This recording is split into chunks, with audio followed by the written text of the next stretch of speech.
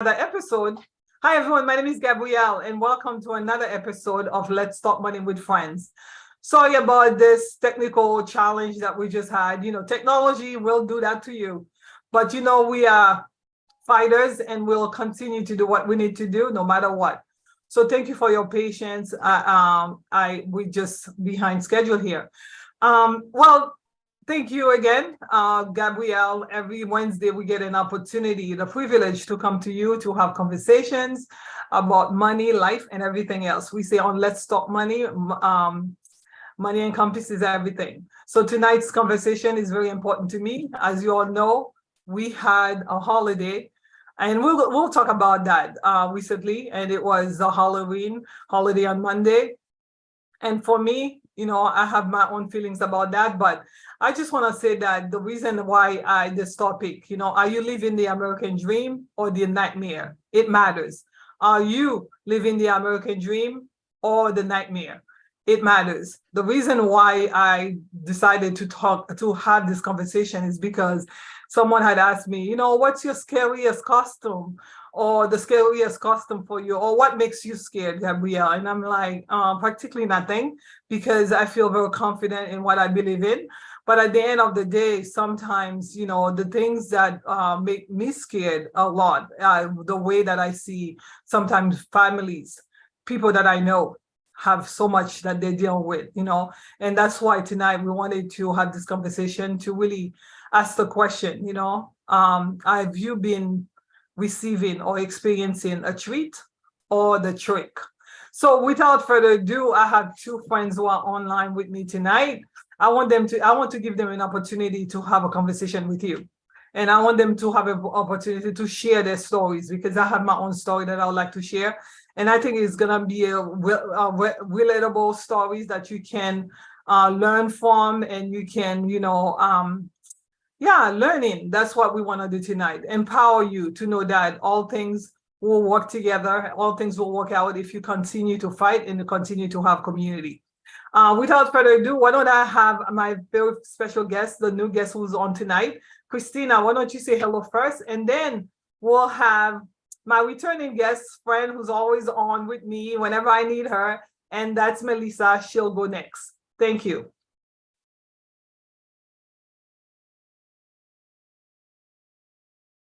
Christina, I cannot Yeah, hear you. sorry, I see that I was muted. I apologize. Hi, everyone. My name is Christina. I'm so welcomed. Really glad to be here and to join in on today's conversation. So I'm really intrigued to hear everyone's responses to the insightful questions that Gabrielle has for us today. Thank you for having me, Gabrielle. Yes, insightful. Today is one of those days. Every once in a while, you have those days, right? Is that a treat or a trick? We'll decide tonight. But Lisa, why don't you say hello to our viewers tonight? Thank you again, Gabrielle, for having me on the show. I'm excited for the conversation. I think it'll be very interesting, and to share our stories of either a treat or a trick. Exactly. I'm a little hot because I'm like, we were about to go online, and then, I'm receiving error messages, and I'm like, what's going on? You're talking about the nightmare, right? But, we all talk about the American dream all the time, right? The American dream. And so, if you're not experiencing the dream, you must be experiencing the nightmare. But before we go into that conversation, I would like to know, as I said, a holiday just passed on Monday, and I know different people have different perspective and views about this particular holiday. Do you all celebrate Halloween, and why not? Why not? I do not celebrate this Halloween at all. I do not. It's not a holiday for me. It's something that I do not celebrate no longer. I don't want to be a hypocrite and say I never participated in the festivities of that day, but as a newly saved and baptized woman of God, I do not celebrate Halloween. It's more like Hallelujah night than it is Halloween. So, Yeah. yes. Yeah. What about you, Lisa? When I was younger, I was not allowed to participate. So when I think when I became a teenager, me and my cousins, we were able to go and we just went crazy. We were able to go and trick or treat. It was exciting. I think just having fun with family and friends, going out, having a great time. However, now just thinking about it in perspective, what does a holiday mean to you? When you celebrate something, when you're older and you have perspective, you just have to know what it is that you choose to celebrate and have your why for everything. So as of now, I'm indifferent, whether people go and do something. I haven't had any friends have a get together in years for it, so it hasn't really been at top of mind. Yeah, it's actually a huge holiday. It's a money-making holiday because of all the candies, expensive candies. They're becoming more and more expensive. I personally too never have, because again, I grew up in a very religious home where Halloween wasn't celebrated. But my siblings who were born here actually partook in it because they had the liberty to do that, whereas we didn't have the liberty to do that. But I'll tell you, I didn't go out to trick or treat because I was actually a little too old for that. But I remember being at work and all the candies that my coworkers will come with.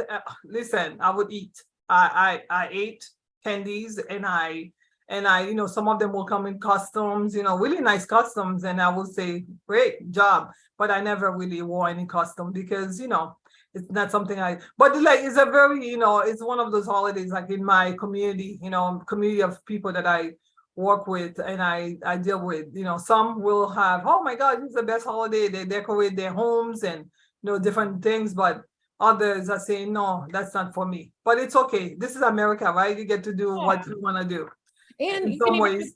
and some people like dress up, maybe don't do anything scary, but you can dress up as an angel, a pumpkin, Yeah. something indifferent. So it to each Yeah. his own. I followed this church actually online, and the pastor was saying like, yeah, they do what we call harvest, or Mhm. do harvest night. So the kids get to dress up in their favorite characters, like things that they like. Nothing scary. So I Mhm. think you can still create an environment where the children, because I think for kids, it's an opportunity to celebrate and have fun with your friends. I had a friend of mine, she's a believer, but her son was out there. Because of the fact that all his friends wanted to go. I mean, how can you say no to a child? It's very difficult. So that's why. But I know too, some people, I know a family member who used to go away, like she'll take vacation, like a long weekend, so Mm. that her son didn't have to experience the loneliness of not being able to partake FOMO.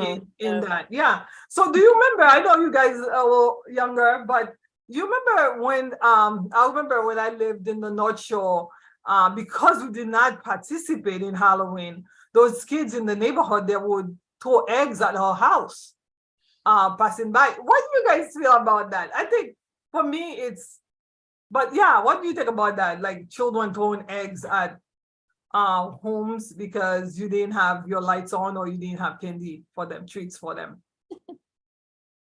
I would consider them vigilantes, kids, they're just, they want to wreak havoc a little bit. I don't think that it's appropriate because someone has to go and clean it or power wash it. I think there's other creative ways that you can celebrate the holiday if that's what you choose to do. But if someone's not participating, I don't find it to be the right thing to do, to either put toilet paper, because that's what they do, either put toilet paper all over your car and grass, or throwing eggs. Someone has to go out and clean it, or maybe pay someone to clean it. So Correct. yeah, I don't condone that behavior. What about you, Christina? Yeah, I think I definitely echo with what Lisa said. I do remember the days where people would used to, I want to say people, but it seemed like more of the older kids, kind of like the preteen, older adolescent students, or, who would egg school buses. It just wasn't only houses. They would egg school buses throughout the day. The toilet paper and the trees and things like that, cars, whatever they would try to do. And I absolutely never condone it. I never partook in it. I actually got egged one time. Oh God. I was on my way. Yes, I got egged. I was so upset because it was my mother's jacket. It was what was it? Like a velvet, not a velvet. What is it? That material. Velcro. I forgot what that material is called, but it was that, velvet jacket. And they got egg on. Can you imagine having to take off an egg stain off of some, like of a fuzzy thing, not even just like a swoosh jacket, like a fuzzy. I was so upset. And I was just like, why would you? And it was like the afternoon, like 2 or 3 o'clock in the morning. And I was like, what was the purpose of you doing that? That's not funny. That was not funny. Like, I'm on my way home from school walking and I got egged. So but you remember, typically though, the reason that why they would do it is because they would come to a home and they see nothing. And I think the reason why I wanted to have a brief conversation about Halloween is because, we talked about that, Christina, the other day when we were talking, like many times those kids were doing it because it was a Halloween and they had costumes on. Nobody would actually be able to identify who they are, right? And also too, because, sometimes when you feel like you can get away with something, you do it, right? Exactly. And I think during that holiday, even though the nicest child might get involved in doing the mischievous activities because of the fact that they think that they can get away with it.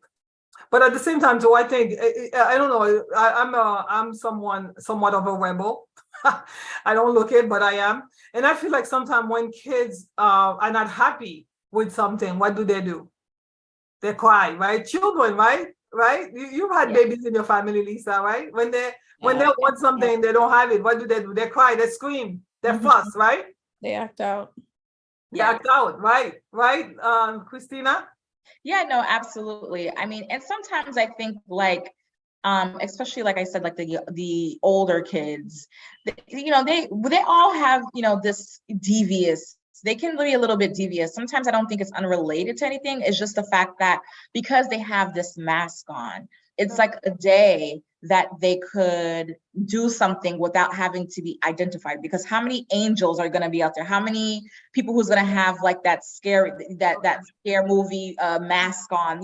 A lot of these costumes are very redundant. So if I see someone who throws an egg at my car and who's wearing a mask, how do you go to the police? How do you report that? If there's like, on this day, there's like at least 500 people who's wearing the same mask, that's not a good identity. And they're all wearing black. Correct. You know what I So mean? they're incognito.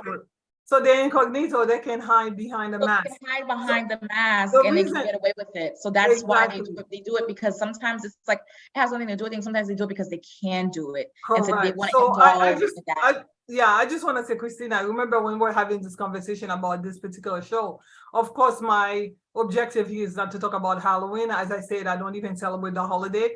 I wanted to correlate the idea of Halloween with the nightmares that many of you and myself we've experienced in life.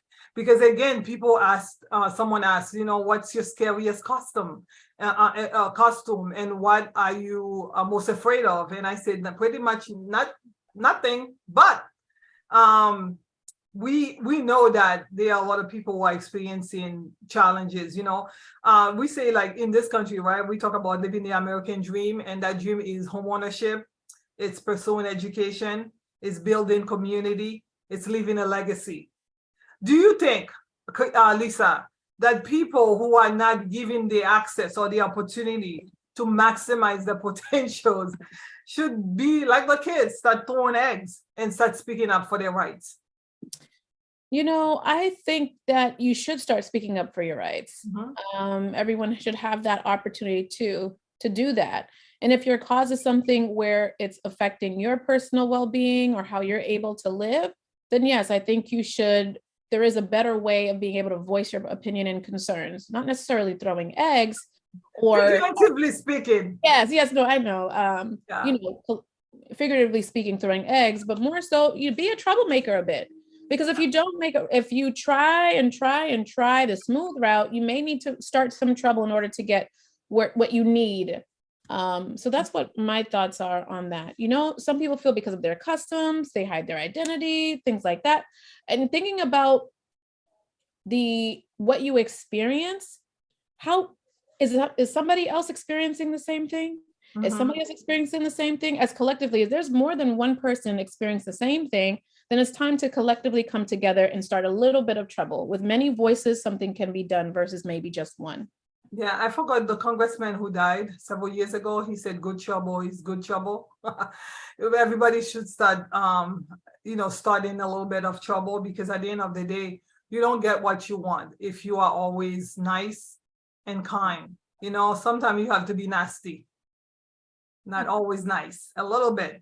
So, what about you, Christina? Do you feel like the idea of laissez-faire, let it do what it do, I'm too meek, I don't want to get in trouble, meanwhile you are living and experiencing the American nightmare? How do you fight back when you are in a position, in a situation that's not pleasant to you, and not only to you, but the people in your environment? Or do you think it's time that we all stand up and do something? Yeah, absolutely. And that's a great question because I just as we spoke, and you phrased it so well, it's a lot of people suffer in silence, and people don't know how to go about something when you're dealing with something internally. And and a lot of us, and especially in the Black community, and especially even more specifically the Haitian community, sometimes we like to keep things a secret. We want to keep everything together, and we're suffering in silence, but we're not speaking up or sharing what we're going through. People go through things. That's the thing about life. Like it's you have good days and you have bad days, but on those bad days there are resources, there are supports that out there, and if you're not talking about it, then there's no way people can help you, or at least put you in the right direction. You know what they say, that saying, closed mouth doesn't get fed. Well, if your mouth is closed, no one's going to know. We can't read your mind. We're not God. You know what I mean? So you have to explain what your story is. And then by you telling your story, someone's going to share your story, and they're going to share your story in a good way, in the sense of, listen, I've heard about the situation and this is not right. This is not justice. And then someone's going to say, you know what? I actually dealt with that too. You know what I mean? And then that's how you build, because when you think about it, it's like, I'm the only person. And, what can, like you said, laissez-faire, you know what? I just dealt with this. And it's like, no, that's not okay. It's And not there, okay. think about it, you talk about it, you'll be so surprised on how many other people have been experiencing that same thing. And I know, Gabrielle, I want to segue it into. Can I just say something though, Christina? I think the intent and of the show is to let people know that, we talked about the American. I mean, like we all know American dream. You're pursuing that dream, and many have done the work to get on that road to achieving the American dream. And many times, for one reason or another, some of it is systemic, others is racism, systemic, including racism, sexism, nationalism, all the ism out there. You are being pushed down a road where instead of experiencing the American dream, you ended up living the nightmare. And that's why I'm glad you said that, sometimes you internalize that, thinking that you are the only one. You are the only one. The shame, sometimes it's cultural, sometimes it's just like environmental, saying that it's a shame. Going, reaching out and asking for opportunity. And that's why we had mentioned, like the correlation, like the kids, some of them, they come to your house, they don't find candy. They're like, okay, let me make a noise. Sometimes it's for fun, but sometimes it's not so nice. But at the end of the day, they're doing something. They're making some trouble. Is it good trouble? Maybe not. But you know what? Kids who learn how to make trouble, sometimes they're the ones who ended up making good troubles later on in life. Malcolm X, for example. Yeah. So it's very important to know that it's, that good trouble is something that you need to learn how to do. So my next question, actually, Christina and Lisa, again, the idea of the American nightmare. Do you all have experiences that you would like to share, Christina? Like, do you have personal stories? I know I have one that I would like to share, but go ahead. Yeah, I would like to share, just contracts, construction, excuse me. That has been my nightmare, especially with my family's home. We've been dealing with, just unfortunately, we just haven't experienced good contractors. And, in terms of the American dream, your home, especially being first generational, it's your legacy. This is what you came here for. A lot of people from, different parts of the world come here to have a better life. That is that's the American dream that they sell us, right? And so we're going to obtain that. It's great, but then it's like when a natural disaster that happens, now it's in jeopardy. And even though you've done the following, you did the right steps, right? Like you did the background checks, you made sure these people were credible, you made sure these people were licensed, and et cetera. And still, things can still go wrong. It becomes a nightmare because what is at jeopardy? You're at risk of losing your home because you're at the mercy of someone else, and they know you're at the mercy, and it suddenly comes from you are no longer the boss. They want to be the boss, and then you have to be quiet, but yet pay them. So I personally have experienced that nightmare few times where I've actually been dealing with this for a couple of years. And it's unfortunate, but then it's like, why? Like, why, God, why am I going through this? And I know that there's always a lesson in every dark season that you go through. But in this season right now, it's a nightmare. It's a nightmare because it's financially draining. It's mentally taxing, physically and emotionally, mentally, and it's like your anxiety is always off the roof because you never know.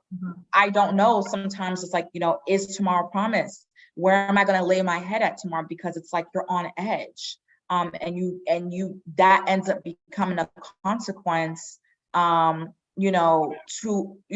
the people around you because of your energy and your presence, is because of what you're mentally going through, because of what these people are doing to you. So it's a nightmare. It's in this situation, in this particular season, it's a nightmare. But if I didn't come across you to share my story, we wouldn't have built this relationship. I wouldn't have known the resources out there, but it could definitely be a lot better if we come together to share those stories. I wanted, again, this conversation is important to me because on this show, we talk about money and personal responsibilities, that you have to be responsible and you have to follow, certain steps in terms of like creating a plan, putting some action behind it, finding the resources around you to help you achieve your goals. But at the end of the day, you could do all that stuff where you feel like you deserve the treat. Instead, at the end of the day, you ended up interfacing with people who are doing nothing but tricking you. Do you have a story, Lisa, you would like to share? Yeah, actually, I have one that's slightly different, and I think that the younger generation can hopefully learn. They're also more persistent for change and expectations. They're helping to move the needle with pay quality.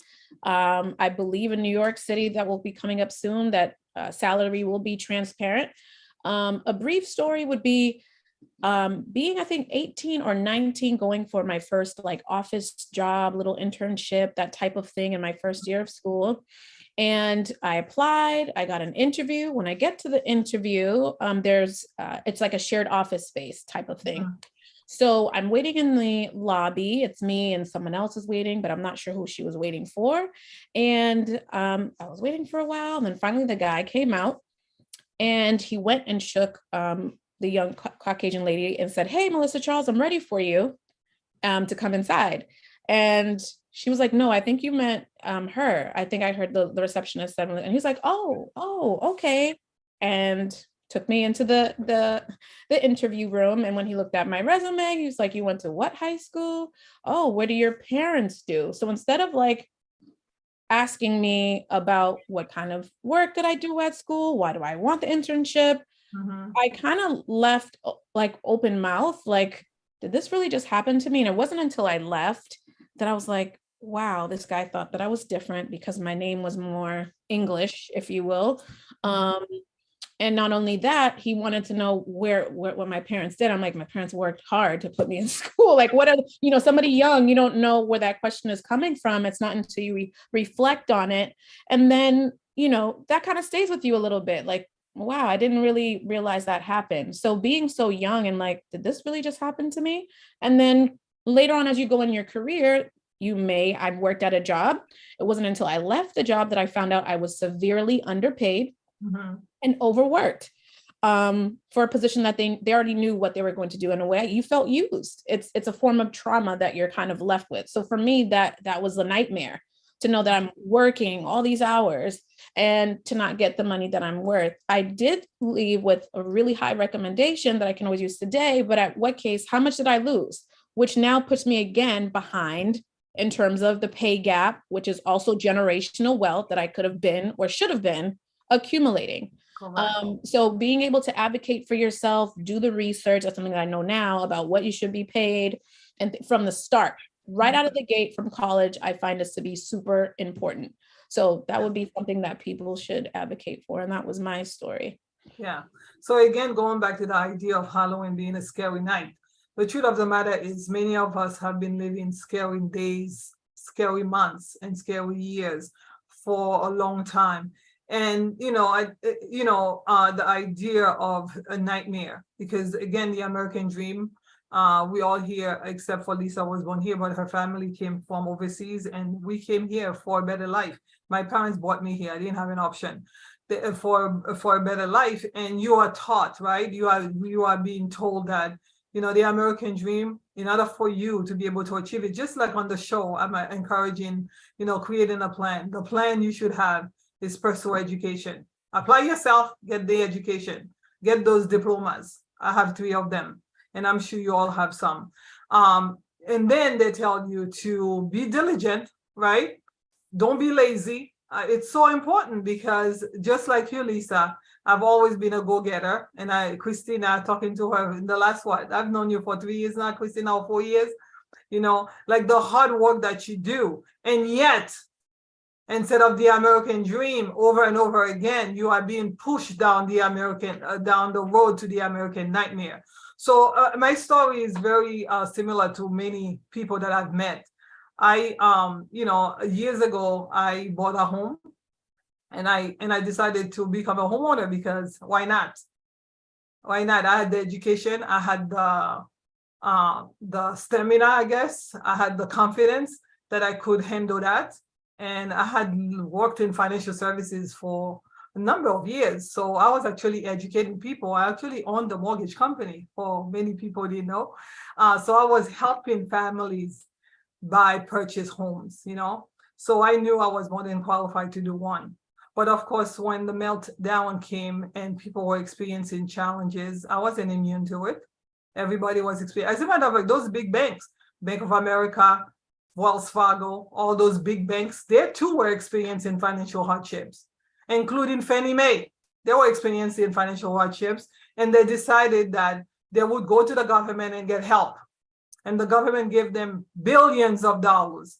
And in business, I don't know if you guys are familiar in business, because I have a business degree. It says that there's such a thing as a trickle-down economy. The trickle-down economy means like you get, and then it trickles down to the people that you are serving. Unfortunately, for one reason and another, they decided to make me a target. And so instead of trickling down to me, Bank of America and Fannie Mae decided, Gabrielle, you'll be an easy target for us. The joke is on them. Yes, I'm live, actually. Am I live? Yeah, the joke is on them. So I wanted to share this because you know what? The nightmare that people get to experience every day is not on Halloween. I know for me, the nightmare that Fannie Mae has given me has pushed down my throat, the torment. It's not over, it's not one night, it's been years.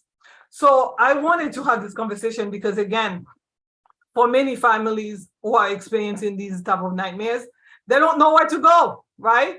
They don't know where to go. Christina, when I met you and I met your mom and I saw how distraught you guys were and how much pain you were in, I could identify because I'm familiar with that type of a pain, with that type of injustice.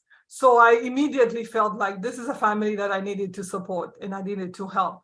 And every day, that's what I do. People don't know that, but that's what I do in my community here in Boston. So I would say to you, this is a question I would like to ask. Going back again to you, Christina, saying like it's so important to build community. How important was it for you to find a community of people who would not only listen to you, but hold you up and also give you the guidance that you needed to do so that you could achieve not necessarily get what you want as of right now, but at least being able to sustain and be able to carry on and stand up and be able to face these criminals who've been hurting you and your family. Yeah, having you and you having as a resource has definitely given me a sense of ease a little bit, sadly to say, because, this is not something that I don't wish this on anyone. I wouldn't wish this on my worst enemy. You know what I mean? And it's so important to have that sense of community.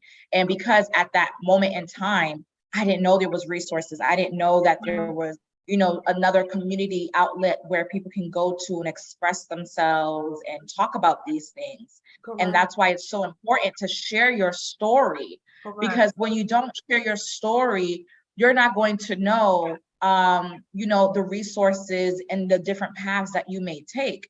And it's not to say that my situation has been resolved. I'm still in the midst of my situation.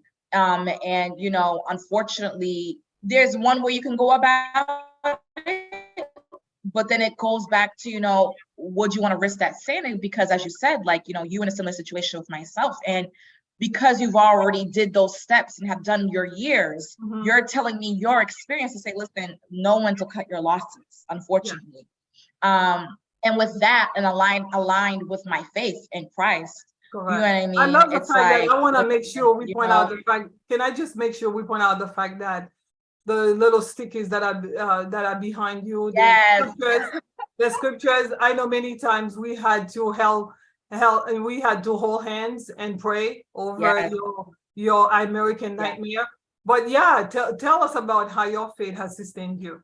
Yeah, my faith has really sustained me because there needed to be something like out there, like a higher power, because I just felt like, and this honestly might have been God, to bring me closer to him, because it's like,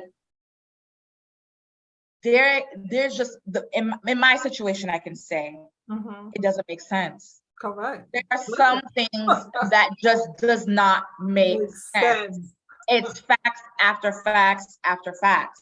And, I could take this to where I need to take it to. And I can have all my ducks in a row. I can have my email receipts. I can have my checks. I can have my payments. I can have everything. I can have even their words to use against themselves.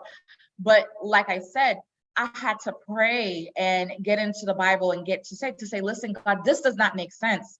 And I can be looking dead straight in a person's face and they will still tell me it's a lie, despite these people lie so much. Or they'll tell you that if they told me the sky was blue, I would need to go outside to make sure if it was really blue. Because even though I know it's blue, but because you lie so much or you're so vindictive that I have to go back, because these people will gaslight you, which is like, a hot topic right now on social media is being gaslighted.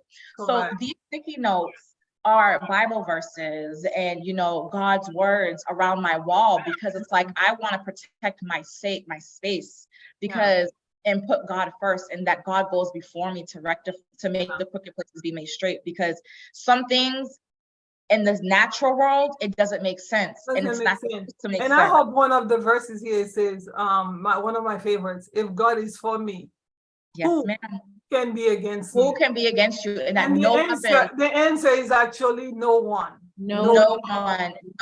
And no weapons formed against me shall prosper. And this is why, speaking up, and I want to tie this back to the importance of being able to speak about what you're going through.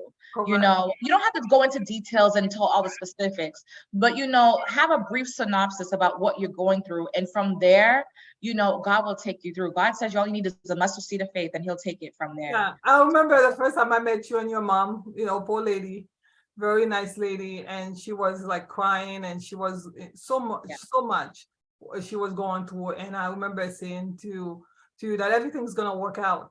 And that was like 4 years ago. And I didn't know how it was going to work out, but I had, similar faith. And I said, you know what, it's going to work out. And you just have to believe. And every single day is one step at a time, right? One step at a time. Brick by brick. Because at the end of the day, the shame right? There's a lot Yeah. of shame that comes with when you know you've done the work to achieve the American dream, and then you find yourself facing the American nightmare. I think Oh the yeah. point is for you to have shame. I know someone in the community actually who lost her life because of the shame and not being able to open up. Because Yeah. because you were surprised, Lisa, when folks are not able to open up, guess what? They're internalizing all Because the it's eating shame up and all the themselves stress. alive. Yeah, Huh? because it's like It in your does. mind. It does. And one thing that I can say too, and I know people are, I would feel, I maybe from what I think is that I feel people are afraid to share because they're like, oh, it's going to be the talk of town of the news. You know what? Who cares? Exactly. You really Cares? have to say, who cares? Because what they do with it will be their burden to Exactly. carry. But for you, you know that the Lord, by you speaking, Mhm. you'll be able to receive the help that you need. You got to not care what people think because someone's going to have an opinion about you anyway, whether good or bad. So when you do speak up and you speak from a place, you're sharing, and someone else might even have the courage to share what they may be going through. That's what we're meant to be here to do, is to support each other. Open up and let people know that you too have gone to hell, and you too have experienced the nightmare, and you too have surviving, and you standing strong, not because you're all strong by yourself. The other day someone said, you are so strong, Gambia. I said, no, no, no. I'm strong because I'm part of community. That's why on this show, we say money encompasses everything. And we've had shows, community matters, because trying to carry all that weight, I'm hope one of these is my burden is light. The yoke is easy and my burden is light. That's Jesus telling you to bring it all to him, for those of you who believe. But at the end of the day, when you have other people carrying the weight, how many times, Christina, I've been on the phone with your mom saying like, Christina is so young, give her a little break, like because Yes. give her a little break, let her breathe. It's not, like because the stress, all of a sudden the person who is the one who can speak, who can stand up, all of a sudden all that burden is, especially for Christina, had fallen on her, and she had, for someone who's very young, she had to deal with a lot. And part of it is because, again, going back to what we said earlier, with the Halloween, many of these people get to hide behind the mask, and Yeah. then know that they can get away with it because it's Halloween night for them every single day. They can Right. get away with it. Why? Because, again, you had mentioned that you go to different places and try to report. You go to the courthouse trying to plead. You do everything, and yet you cannot get anywhere. Have you ever experienced that, Lisa? Experienced that, going like looking for all the legal support that you felt like you could get, or should be able to see what you have in front of you and be able to judge justly, but it never happens. Yes, and in a different way too, is also getting a mentor, seeking out that too. But even thinking about seeking a mentor, maybe you see someone who's maybe in real estate, maybe you start there, maybe find that one connection. It's also networking too. I think Okay. that's another piece of it. So again, sharing your story, but also networking too. Sometimes we're afraid to do that, or like, should I just approach that person? But seeking a resolution, it takes that effort. In terms of trying to get more details, I can tell you that my family has experienced that in their own way, trying to find support. All of the things that happen, you find a door that's closed, you find a door that's closed, you find another door that's closed. Then you have to say, like, is this really happening? What can it be? Then we just start with, let's try Systemic one. racism. Yeah, Yeah. it can be a lot, especially for people that were losing their homes, Yeah. in 2008, trying to find certain resources, programs.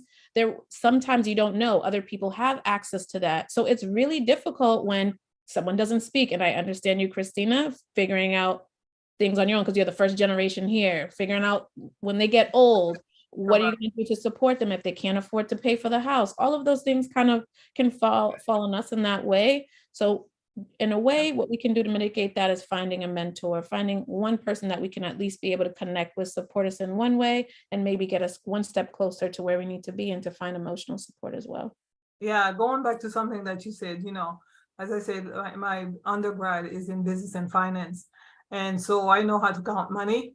I know how to calculate the present value, the future value, interest. We were taught how to do all that stuff. So I don't need to be told how much I've lost. I know how much I've lost.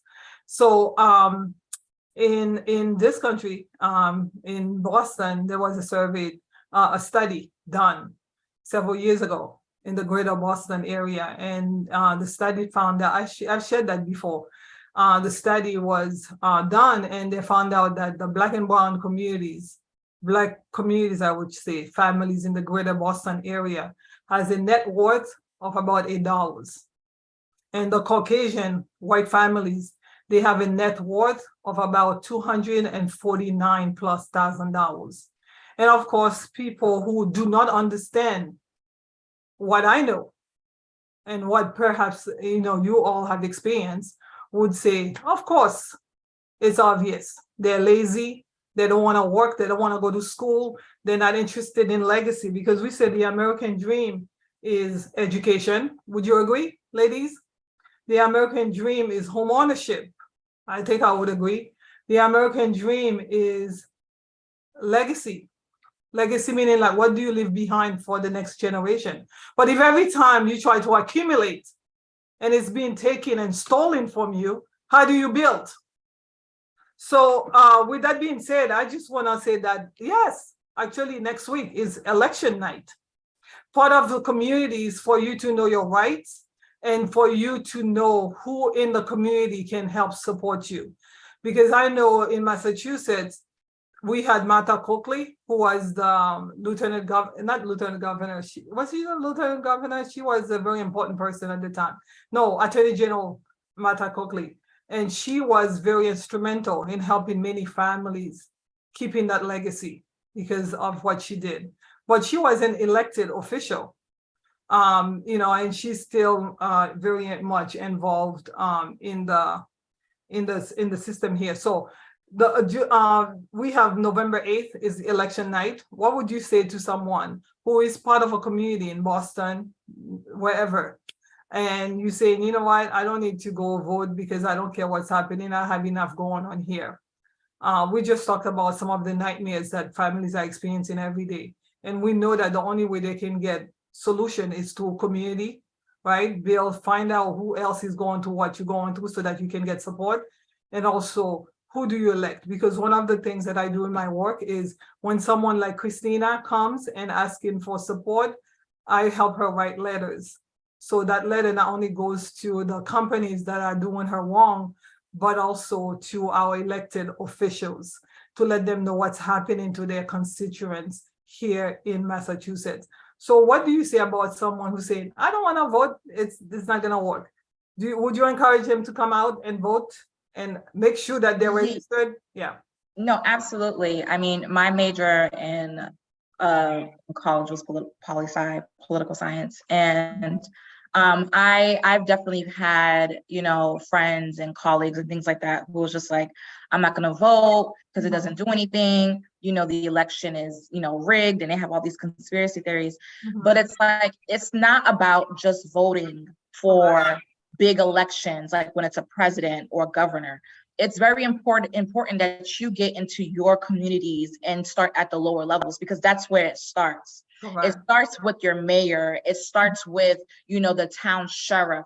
It starts from there, and then it goes up. So it's very important that you vote. My parents vote all the time. Yeah. Honestly, I grew up in a household where, they voted. Because it's important. It affects your school districts. It just really is important that you vote. It doesn't always, and the more that you get people to go out there to vote, because it's not, I can only reach out to so many people. But if I put to vote, you reach out to your people and your families, then it changes such a change of, direction. I can go out and vote. If I just go out and vote, then the people who I would likely to make change, my one vote is not going to count.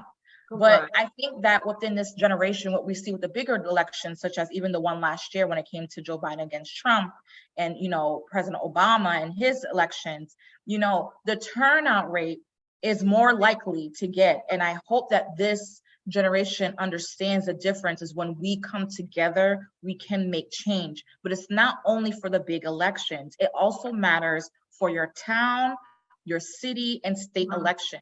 You start small and then you go up, and that's when you'll see the change. I'm glad you said that for your town, because the other day I was having a problem with my license, a situation that felt like it wasn't gonna move anywhere. It wasn't gonna go anywhere because an error, an oversight by the IMV ended up becoming my problem. So I was pulling my hair, and then someone said, call your elected official. Well, she said officials and gave me several names, but of course, one of them, who is a true leader in the community, picked up the phone and resolved the problem expeditiously. So I think it's very important that we go ahead and be an active member of our community, because when things are happening to us, when you are experiencing the nightmare, the only way for you to have the treat that you need is for you to go ahead and get involved in your community. Come out, get to know your neighbors, get to know the people next door to you, find out which community activities, whether it's a church or community organization that's doing great things in your community, and participate, be part of that. You may not need it right now, but guess what? Maybe in the future, or you might know somebody who needs it. But the next thing that you need to do is also to get involved at voting for people that that you feel like will help make change in this country. Would you agree, Lisa? Yes, and just echoing what Christina said, yeah, we may not think that it happens locally, but that's exactly where it starts, like she said. And not only that, if you're in the neighborhood, you either own or you rent, all of those things are affected. The services that are available to you, because you also pay taxes, or if you own a home, you pay taxes in that town. So you want to be able to have a say-so about how that money is allocated. And so you want to be able to align yourself with a public official who's running that aligns with what you would like to happen in your neighborhood. So I highly encourage you to get involved. And plus, those people that you do elect, they have to see your face, whether you go into the coffee shop or at school or at certain events. So it's easier for you to hold them accountable to the things that they say that they are going to do. Correct. You have to hold them accountable. One thing I have to say lastly is that without the support of the community, I don't think Christina and her faith, I don't think Christina would be here. I tell you, because I remember the stress that this family was going through, and also myself included. Without the support of community, I don't think I would be here. Definitely, I know that for sure. And I think, Lisa, we've had conversations even with your mom. I know the nightmare that your family has gone through. But we can talk about the nightmare. Our nightmare is all we want, unless we are ready to do something about it. Unless we are ready to stand up and throw eggs sometimes, make good trouble. You don't have to be so nice all the time. Sometimes it's important to be nasty. I love Tina Turner. She said, so yeah, sometimes you have to be nasty. And then the second thing is you have to get involved in your community. And when you're involved in your community, you are more empowered because you're not doing it alone. Because by yourself, it's very easy. It's very easy for the system or for the multi-billion-dollar companies, the Goliaths who decided, you know what, you little David is a match for them. So if you're going to be facing Goliaths, you need a community. You need an army of people standing with you. But of course, you also need to make your vote count. You cannot sit around and say, I'm not going to vote. I don't care who's going to be elected, because those people, the ones who are conscientious, those who are in the service of leadership, servant leadership, they will make a difference, because I know they've made a difference in our lives here in Boston for so many families. So you have to come out. Yes, it's next week, Wednesday. So a week from today, I believe. That's actually, was it Wednesday? It's on the 8th, November 8th. Tuesday, next week, Tuesday. Please come out. If you're not registered, find out how to do that. Go to your city hall or town hall, or call some 800 number, which I don't have now. Find out, ask your coworkers, ask your friends, how do I check to see if I'm registered to vote? It's very important that you do that. And we had a young lady who came on the show, a nice lady who came on the show not too long ago, Maggie. She's running for office in her Magali. She's running for office in Brockton and those areas. So remember her, vote for her. Penny, Magali Penny, very important. And the reason I'm saying that is because she's doing school stuff. So it's not the school election, but you know what? The small elections, they do matter. You start small and then you keep building up, and you never know where you're going with that, because it's so important to get involved. Civic engagement is important. The reason I say that again and again is because, you know, going to college is great. Having a college education is great.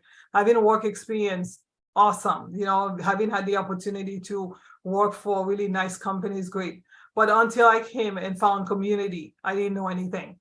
When I found community with the organizations that I've been able to work with, then that's when I learned about not only what was happening to me, but also what's been happening in our community. I saw the nightmare and I decided that I would want to be part of the community of people who are trying our hardest to make sure that every American gets to live the American dream. Every American ought to be able to have an opportunity to live the American dream, not the nightmare. So if you're experiencing the nightmare, there's something you can do. Come out, go out and vote on Tuesday and get involved in your community. And I'd like to share, I would Yeah. just like to share too, just this quote that my pastor says, is that we're better together than we are apart. Correct. So community a village. is really important. It's a It village. takes It a really village. does take a village. It really does take a village. Yeah.